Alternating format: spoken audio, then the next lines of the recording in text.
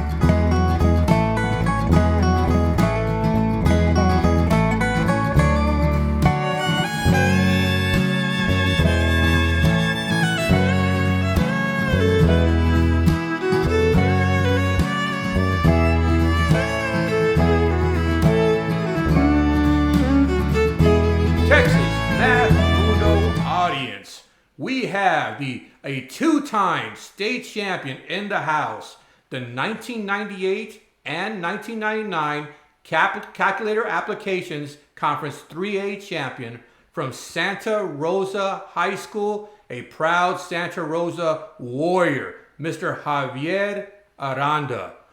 Welcome aboard, Mr. Javier Aranda.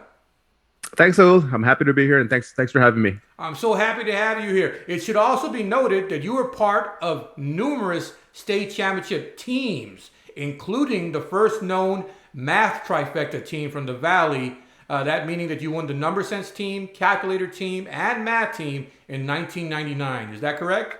That's correct. Yeah, that was our ultimate goal, and we finally achieved that my senior year there. So awesome. What a proud achievement. What a great achievement. I'm going to ask you all about that coming up. But let me start with asking you, how are you doing? I'm great. I'm sure there's a lot of different stories with the last couple of years with going through COVID. Fortunately for me, I'm in a profession that has allowed me to stay relatively safe, working primarily from home.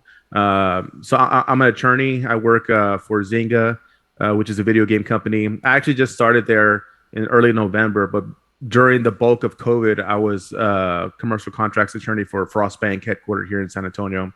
So I just recently made that change over to Zynga. But from a professional perspective, all good on my end. Luckily, my family's great. My wife, up until just recently, was working at the school districts as a speech therapist, and I have two little boys, 4 and 6. Who are in preschool and in elementary school, and they've maintained safety protocols and all that. So I can't complain. All good here. How about yourself? Wow. So first of all, you're an attorney for a gaming company? Correct. Yeah. Wow, sounds fascinating. I bet you we can go into great detail on that alone.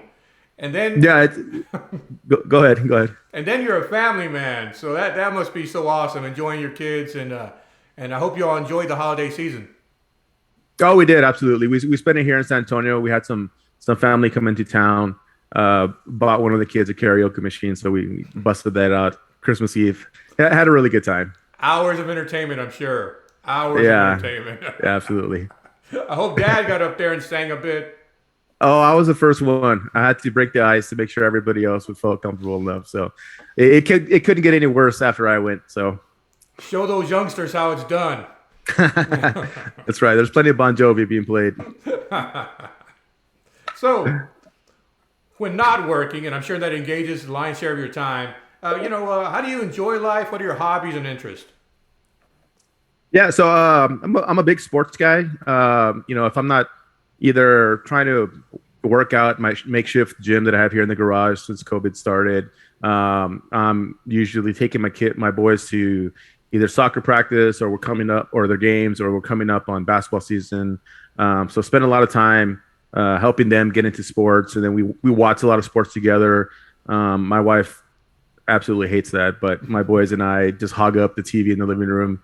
They love. I went to UT Austin for undergrad, so I'm a huge Longhorn fan. So every Saturday in the fall, we're watching the Longhorns win or lose. We're still there supporting. Big soccer fans also. So we've gotten into the English Premier League. So we wake up early Saturday mornings, start up the soccer games, and then go into football after that. So yeah, lot of stuff with my boys. Primarily when it comes to that. Um, you know, we Hey, try to get out, take them out as best we can with COVID, but we hey, it's a time-honored tradition, father-son bonding over sports. You know what I'm saying? absolutely, I have a lot of father-son bonding happens over sports. It's such a fun, wholesome thing to be engaged in. And yeah, the fact that you're absolutely. still a UT fan, despite their difficulties, tells me you're a real fan. True fan. And it's hurt this season, but through thick and thin. Great stuff, Javier Aranda. Now, so you're a two-time state champion, two-time state. So I want to really want to know, poke into your past a little bit, know the Yeah, forces absolutely. that shaped you. Where are you from, born and raised, and what's your cultural heritage? Sure. So born in Harlingen, Texas, just because I was the nearest hospital to to where we live. For my first year, I actually lived in San Juan, Texas, in the Rio Grande Valley. That's where my dad was originally from. But once I turned 1 years old, I think we moved to my mom's hometown, which is Santa Rosa, and real small town, 2,000 people, no Whataburger, no Dairy Queen, no nothing. So it was a very very small town. We were when I was there in high school, we were a 3A school, which is now reclassified to something else, and but most of the time we hover in the 2A school rate. So kind of gives you an idea how big my graduating class was. Probably about 60 people or so. So it's pretty small town. Not a lot of things to do. The nearest big city was Harlingen, which is where we got to hit up Whataburger. But that's about it. So that's where I grew up. I'm Hispanic, Latinx, Mexican American, all of the above. I identify very very strongly with my culture. Trying to instill that in my boys.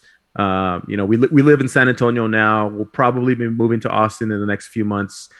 Since my work has a regional office in Austin, so I'll probably be moving there to be closer to work. Um, but yeah, I mean, I the only time I went from living in a really small town, Santa Rosa, and then moving up to Austin when I went to undergrad, which was a huge change. Not even a Dairy Queen? You're out there in the rugged wilderness. Yeah, we had nothing. Yeah, we just had those little mom and pop places, couple of gas stations. Go get yourself a burrito or something. That was it. I'm sure there's a lot of quaint things and good things about it. I'm going to ask you about that, about Santa Rosa in a little bit. Yep. Uh, what was your introduction? No, when did you realize that you had a talent for mathematics? So that probably came pretty early on. Maybe probably about first or second grade. It just kind of the math just kind of made sense, and I mean, not to brag or anything, but like I was that kid that the teachers would kind of take to the side. Okay, you finish your work. Let's kind of give you something else. You have we're working on addition, subtraction. You ever heard of multiplication? It just kind of got me started. So my confidence started to build a little there. So probably early on, about second grade, and really that's when I joined UIL in general because that's some extracurricular, something fun to do on the weekends. That we didn't have math yet, so I just did some other events like storytelling, spelling, whatever, just to do something. And it wasn't until the fifth grade is where I knew, okay, I want to do math. What do you got for math? And that's when I started with number sense. Oh, wow, wow. So that was your introduction to competitive mathematics, that fifth grade number sense? Correct. Correct. Oh, wow. Uh, and how did you fare at an early age? Were you any good early? Were you pretty good immediately? Or so-so? Más o menos. Más o you menos? know, I mean, I thought I would be better. I started off okay. I mean, I won district, but it's not like I won by a big margin. You don't score very high. Yeah, I probably got like 100 out of the 400 scale, obviously. Some nothing special. When I got into junior high, though, sixth grade, I kept on doing it, scoring okay. Seventh grade, that's when things changed. Was after seventh grade. Okay. So that's when it really took off. Hey, I want you to do me a favor. Do you remember any of those teachers that played a critical role who might have inspired you to enter UIL academics? Any teachers come to mind? Sure. So my fifth grade teacher, which was my first number sense coach, was Miss Rolls. Like I said, I just was just learning. I think we are both learning together. It was great when I won district in fifth grade. A streak that I actually kept intact fifth through senior year. Wow. So it was good. I squeaked out a win in fifth and sixth grade. In junior high, I had Miss Ana Garza, who took over and helped me out there.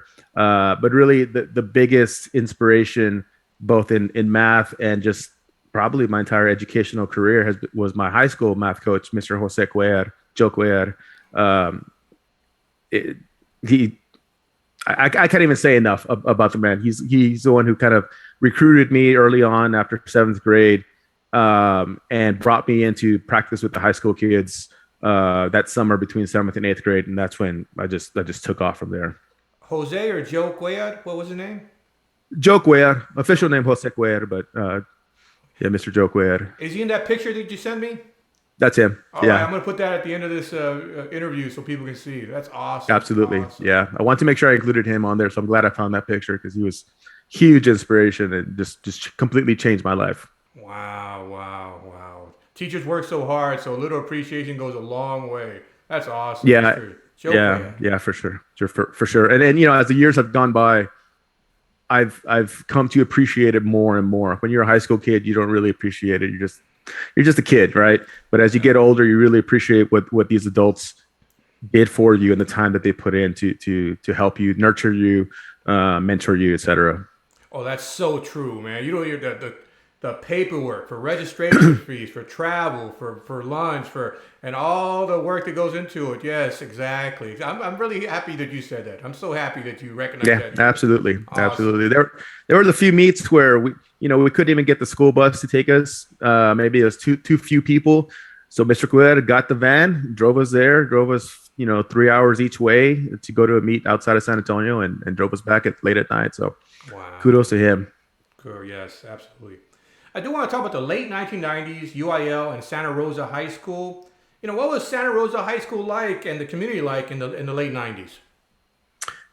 Yeah, so just like with any small town in Texas, football is king. At the time I played sports. I didn't play football, but I actually, as much as I love math, my first main passion back then was basketball, and so I grew up playing basketball since I was started playing when I was 4 or 5, and started junior high and all that. So Santa Rosa is now mainly known for basketball. Has made it to state a couple times. Wow. But at the time, we were decent. But small town, sports was king. We had some really good cross country and track athletes. I ran cross country also, but I was not one of the main ones making it to state. We had some guys who actually won state while I was there in high school. So it was always a little competitive nature between the track cross country guys and the math guys, which is not your typical competition. I was one of both sides, so I had friends on both sides of the aisle there. But yeah, I mean, not very traditional in that sense. The two quote unquote powerhouses in the school were not football or basketball or baseball or any of that stuff. It was track, long distance track, and math of all things. Wow, wow. And yeah, y'all won several state championships as a team in mathematics. Mm-hmm. So there must have been a cohesive team. Did you all? How was practice? What was your practice regimen like? Did y'all go to many tournaments? Yeah, so we again, not too much to do in Santa Rosa. We used to get my younger brother and I used to get dropped off early, and my friends. So the math team, we used to go for about 30 minutes before class started into Mr. Guerrero's class, just maybe do a number sense test, go over it. At lunchtime, we only had 30 minutes for lunch, but we'd still sneak into Mr. Guerrero's class, knock out a number sense test. He'd grade it in the afternoon, and then we'd go over it after school. So yeah, then we'd practice at about 3:30 to 5 whenever school let out. Wow. So yeah, we got together quite a bit, and what really worked out there was that we were a really close, cohesive group. I think there was a couple guys the year ahead of me. One of them in particular, his name was Fidencio Zamorano, and I believe he's a math coach in the Valley now. I'm not sure for what school, but at some point maybe Edinburgh North or something like that. I'm not sure. What's his name? Anyway, Fidencio Zamorano. Okay. With a Z. So yeah, he was definitely a hard worker, always grinding it out, and so he really set the example to us as far as just going in there every day and just grinding it out, you know. So he was kind of our the example, showing us how to practice and all that. Then the grade below, which is my grade, I had two of my best friends who also did UIL. One of them was better in calculator. The other one was primarily number sense and math, and calculator also. And so we all just kind of hung out. That was where we hung out. You know, we would go to Mr. Guerrero's class whenever we had a chance. If we ever had an off period or whatever, go to Mr. Guerrero's class. And my younger brother, 2 years younger, he also got into the fold when he got into high school. Hey, drop some name on us. I know we got Mr. Cuellar and you got Fidencio. Sure. Go ahead and do a shout out to all the guys. Yeah, so we've got my best friend then was Michael Lopez. You'll see him if you go into the archives. He and I were always pretty close there. My younger brother that I've mentioned, his name is Javier Aranda. He actually lives here in San Antonio. He's a data scientist for Whataburger. So we've got another cousin of mine, JC Torres, who was 2 years younger. We had Mike Noriega and Joe Rodriguez. We all just kind of intermingled. Oh, Andrew Olivares also, he came in a little bit later. So that was the core group. We were a small school. You don't really specialize. A lot of the math people do all of the events. So we kind of filled in as, some of them were alternates, which are still important. I want to make sure to stress that, I think if you walked away from the state meet with a state medal, that counts. Whether you're on the first three or the alternate. My younger brother was an alternate my senior year, and he's got that gold medal, and I will stand by it any day. In fact, quick story on that. He actually had the third highest score at the regional meet on our team, meaning he would have been one of the top three to take the test at state. But he understood that our usual third guy had a bad day at regionals. So kudos to my younger brother at the time, a sophomore, he understood the overall picture. He said, you know what? I'm still the alternate. You guys go to state. I will stand right there if you need someone, but alternate's still part of the team. Oh, hey, I'm going to jump on that because I can't agree more. That guy who goes to practice every day on the football team, Yep. who just rides the bench, but he's part of the team. He participates. Yep. He's trying. He's part of the team. Absolutely. I can't jump on that ever more. They were at practice. They were part of the group. They were trying. Hey, I'm with you, man. I'm with you. That gold medal around their neck is earned. Yeah, absolutely. And they push us. We don't always feel like practicing. A lot of times when I became by the time I was a senior, you kind of start to get a little senioritis. You get burned out a little bit. But having my younger brother, 2 years younger, coming up, he didn't know all of those number sense tricks, or he hadn't taken all the tests that I had. So it was good to be able to kind of tutor him and kind of rejuvenate myself because of that. So it's always good to have people at different levels. That just makes the whole team cohesive. Oh, absolutely. I'm right on that. I'm so happy you said that. Hey, two-time calculator state champion. Which calculator did you use? The one and only HP 32S2 reverse Polish notation, RPN. I still have it to this day. Really? Does it work? Yeah, it does. Wow. Yeah. I don't do a lot of math these days, but every once in a while I'll fire it up just to see if it works, and it does. Hey, yeah.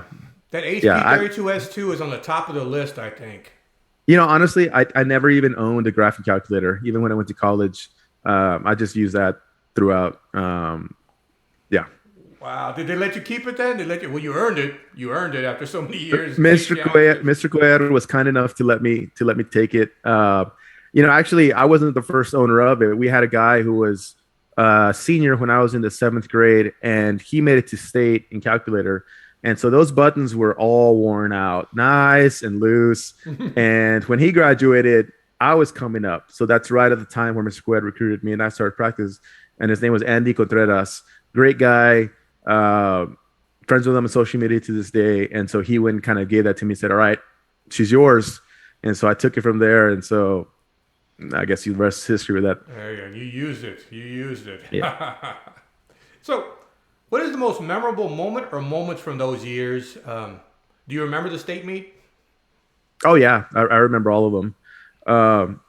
So I can't say just one, so I'm going to have to say a few here. But, going to the first state meet was so eye-opening.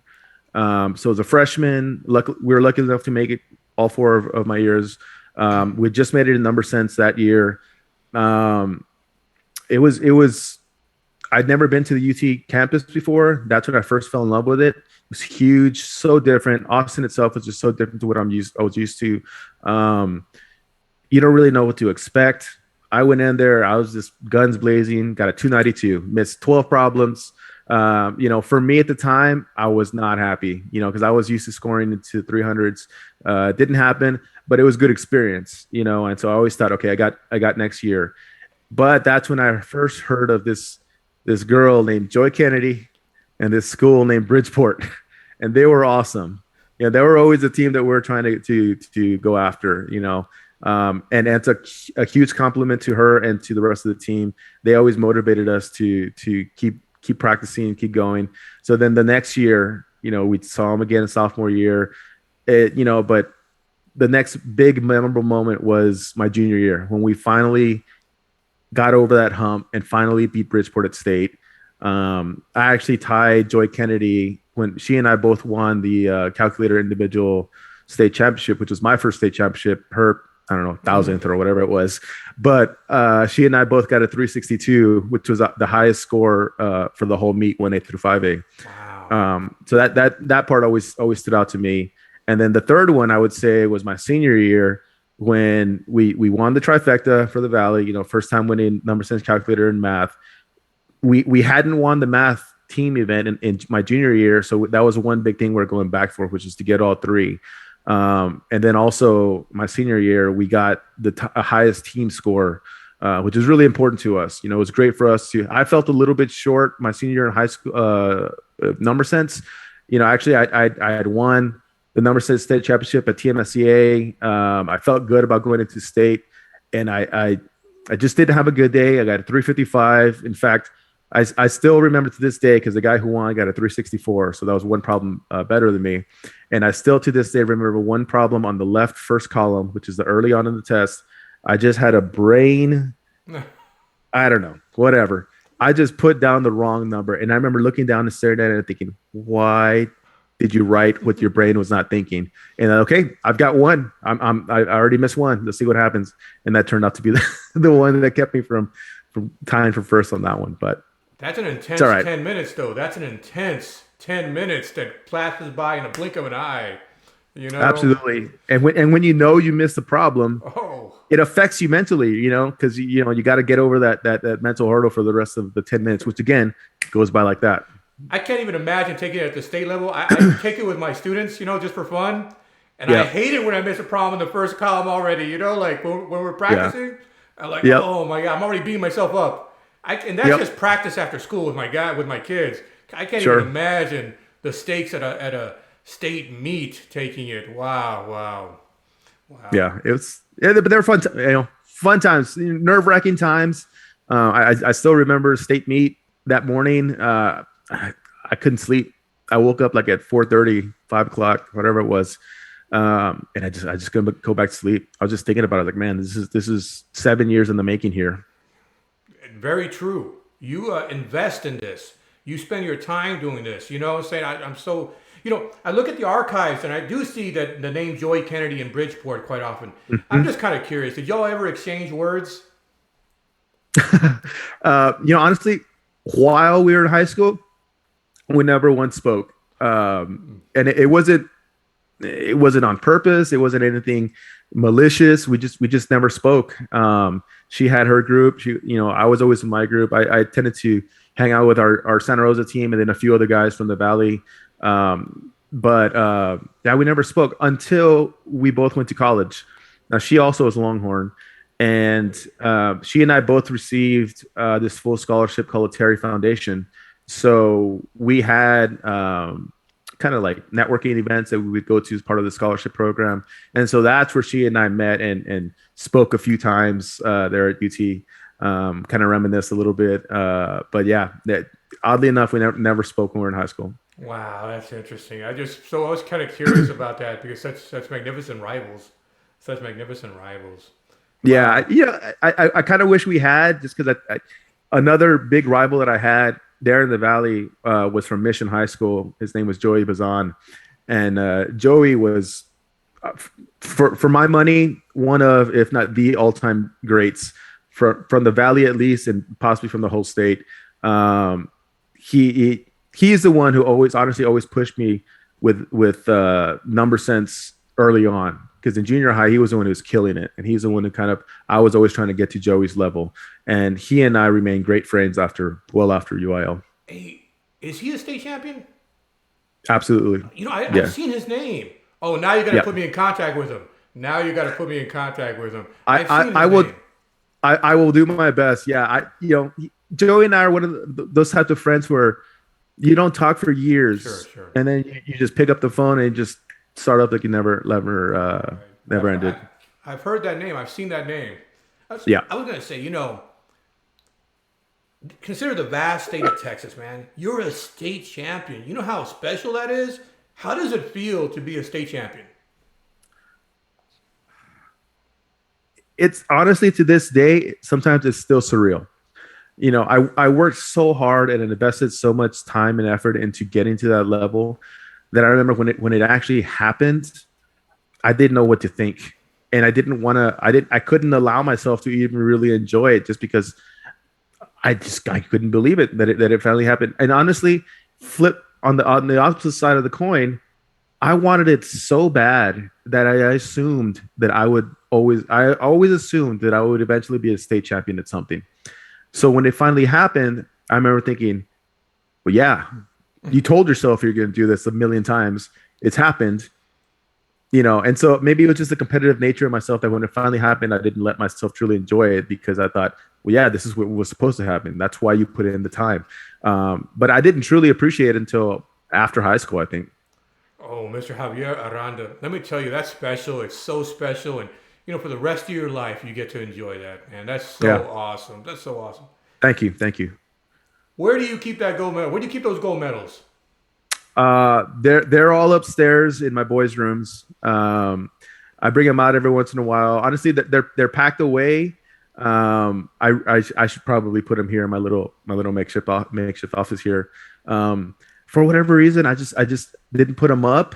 Same thing goes with my undergrad degrees, my law degree, all that stuff. It's still packed away. My wife gets after me. She's like, you really should frame that stuff and put it up and put it behind here. I should. I know I should. But what's most important to me is that my boys know about it, and I'll bring it out, dust them off, and show them to them. They're still a little young to really appreciate it, but maybe once they get into it, maybe there'll be a couple of math nerds like I was, and I'll pull them out then and kind of show them, hey, look, guys, this is what Dad did. State champion. Yeah. You have, that degree that you earned, those medals, represents a lot of hard work, a lot of investment. Yeah. They should be displayed. I'm on your wife's side here. I'm on your wife's side. No, I agree. I agree. Prominently. That is the majority for sure. So you said you're a Longhorn. Yep. And you earned a law degree? Correct. Well, I got my undergrad at UT. I got my law degree here at St. Mary's in San Antonio. Cool. I was going to say or ask, did your UIL experience help you with your college and career path? Absolutely. So this is probably not going to be your prototypical answer, but I would say that it actually kind of hurt me early on, and not a gen. I don't want that to come off the wrong way. It hurt me when I first started college because I was so confident in my skills from math that I didn't invest the energy and the time to studying because I assumed I knew it all as nearly as much as I did when I was in high school. I mean, looking back now, I spent hours and hours studying this math and number sense calculator and all that. So when I got to UT, I just assumed, oh, this is going to be easy. I'm state champ, I can do this. And then reality hits you, and then you're like, oh wow, I really actually got to study a little bit, and I had never really knew how to study except for just the UIL. So early on, it kind of hurt me just because I leaned on my, I just thought I was better than I was, in all levels. And then I started to kind of learn how to actually study and grind it out and kind of do better in undergrad and all that. Honestly, I eventually kind of left the math field even at the tail end of college. I was so I started off as a computer science major just because late 90s tech bubble, everybody was like, you're good at math, go do computers. So I said, all right, fine, I'll do that. I didn't enjoy it, so I switched to actuarial math, which is what I got my degree in. While I was doing that, I started to really enjoy economics as part of it, so I got a second degree with economics. So the math kind of changed. I was first, just doing your typical calculus and all that. Then I switched over to actuarial, which is a lot more probability and statistics. And then I went into economics, which is less math, a little bit more theory. But it was always there. It always helped shape how I thought. And to this day, when I went to law school, you don't find very many math majors in law school. I'm probably the only one in my section. But it helped me think analytically.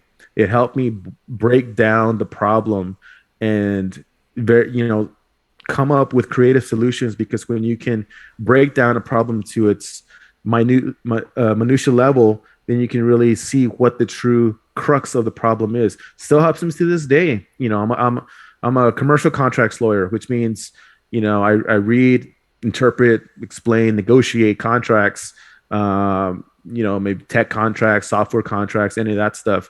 But I'm able to kind of but there's no numbers. It's all words. But I'm able to see the concepts and boil them down to this most elementary level and just explain it at that level. It really helped me to see both the forest and the trees. Oh, great insight. Yes, absolutely, absolutely. I love it.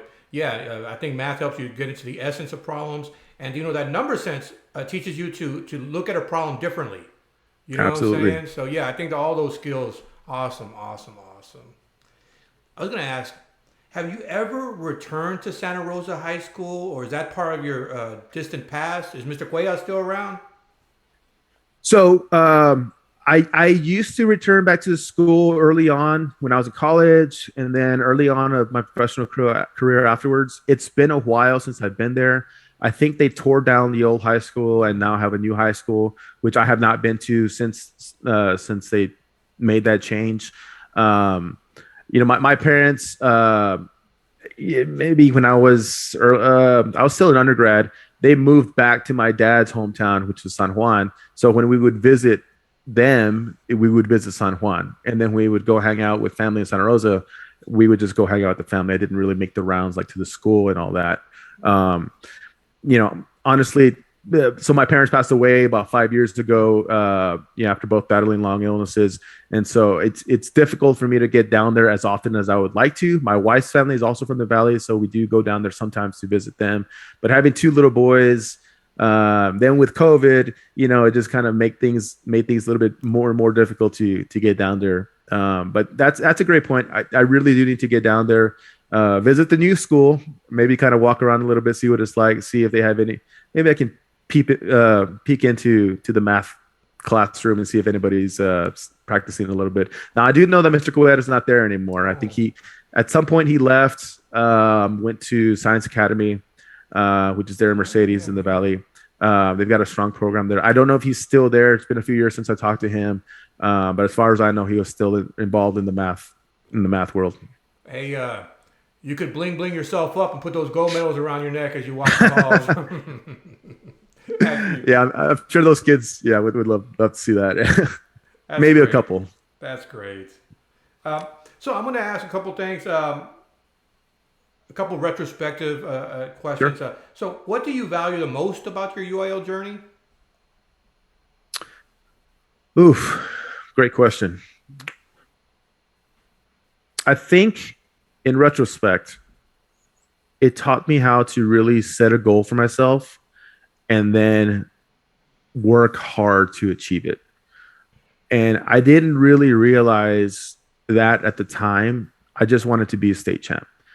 We used to write on my book covers, state champ, future state champ, etc. Really? Yeah, I mean, I was obsessed with it, and I didn't realize that I was obsessed until after the fact. Looking back now, but I developed a goal, and I worked hard at it, and I don't I think I don't think I've worked as hard for anything in my life since then. With the exception of studying for and taking the bar exam.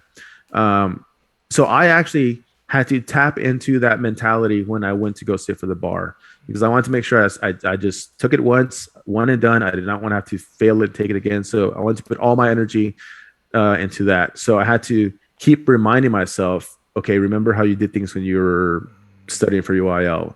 And those are the only two times that I've really studied that hard in my life was for UIL and for the bar exam. Wow, wow, wow. So, two-time state champion. That's a big Mm-hmm. deal.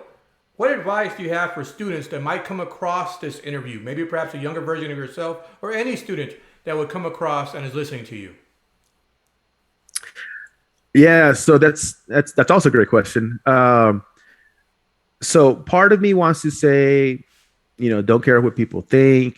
Just, I'm not going to sit here to say like math is the most glamorous thing. Like I said, it's Texas. Everybody wants to be a football player or basketball, baseball player, etc.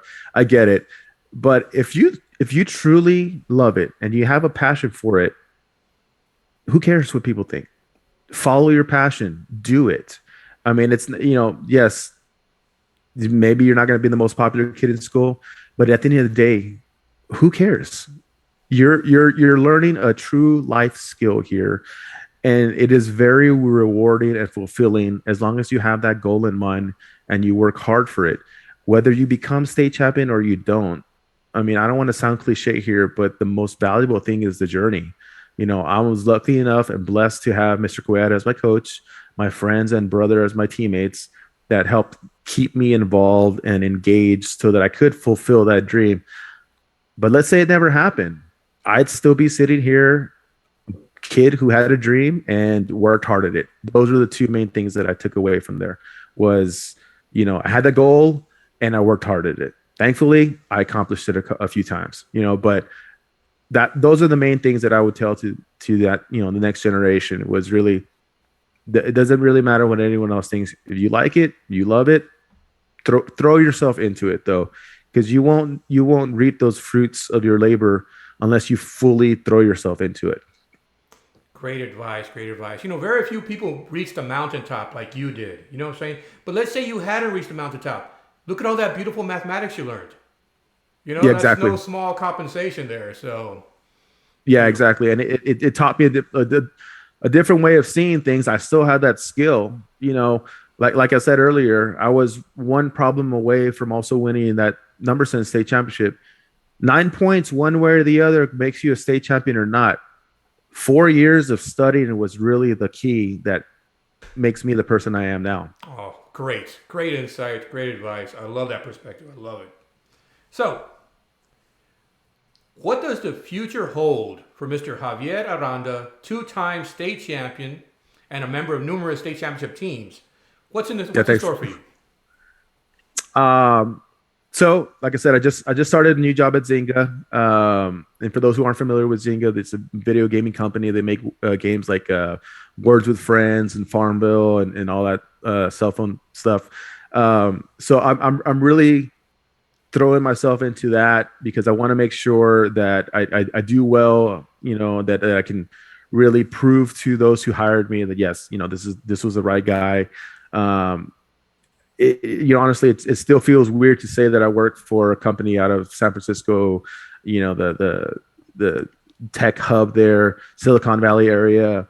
A little kid from Santa Rosa, Texas, actually working for a company like that just it makes me feel great. So I want to make sure that I continue doing that to make sure that I can prove to everybody why I was hired there. And secondly, I plan on moving to Austin in the next few months to a year to be closer to work. I've made a name for myself here in the San Antonio legal community.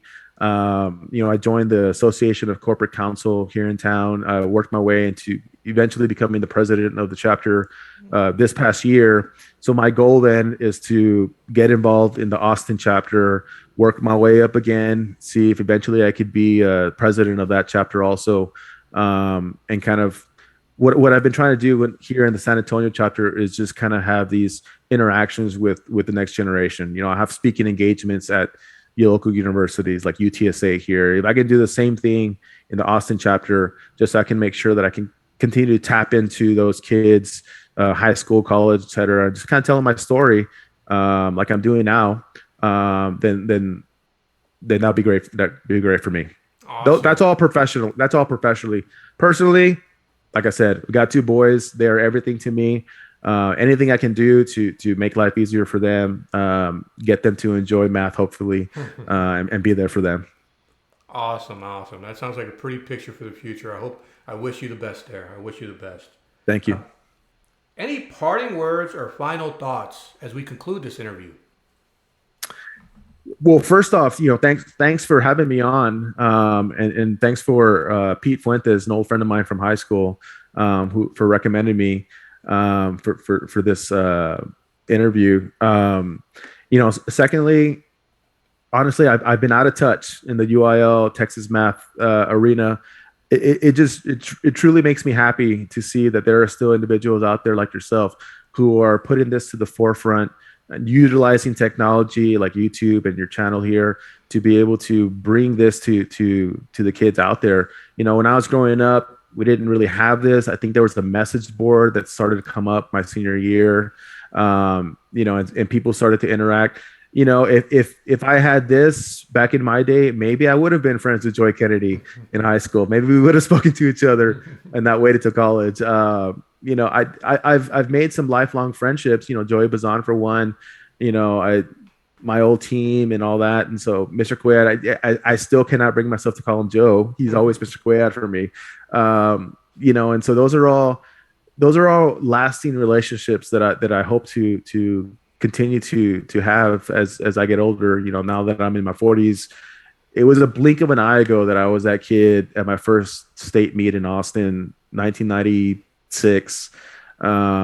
And here I am now. And so for me, it was just yesterday. The more time I can spend learning about these new kids. I've seen some of your interviews from before. Some amazing talents have come through. It almost embarrasses me to be able to be on here with the amount of talent that has come through. I just consider myself lucky and blessed to be on here. So any type of relationship I can have with Texas math, I'm all for it. Mr. Javier Aranda, I can't thank you enough, man. I look at the archives, I saw your name, but now what you've done is you've given that name a face, a personality, a voice. And so now people can listen to you and benefit from your experience and your insight. And I'm so very appreciative of you taking the time here and sharing that insight with us. I find it so valuable. Thank you so, so much. Absolutely. Anytime. Thank you, Saul. I appreciate it. Absolutely. Hey, also, I want to add, I'm in Houston. You got my phone number. If I hope our paths can cross, man. Let me treat you to a couple of tacos. I know some good places in Houston. I would enjoy very much, be able to treat you to lunch one day. You cross my path, please give me a phone call, man. Absolutely, will do. And once I'm in Austin, if you know you get your team, your kids ever get to state, look me up. I will gladly treat the whole team to something there also. Oh, awesome. Yes, yes. I hope we can make a trip to Austin for a state meet. That's the hope. Yeah, So you're in yeah, Austin. absolutely. That's right. So I'll be giving you I a I, call, I will hopefully. be. I will be. Yeah. So All I'm in San right. Antonio now, but yeah, I will be. So anytime. All right. Hey, I wish you the best. Thank you so much. And farewell, my friend. Farewell. All right. Thank you. Take care. Wow, what an interesting and fascinating conversation. Mr. Javier Aranda, the 1998 and 1999 Conference 3A Calculator Applications Champion. That was thoroughly enjoyable. Let me take a moment and ask you that if you enjoy this content, that you please hit the subscription button and the notification bell, smash that like button, and leave a comment below. Your subscription really helps out my channel, and I have plenty of interesting and fascinating things in store ahead. Thank you very much for your support. My name is Saul Cantu, and this is Texas Math Mundo. Farewell.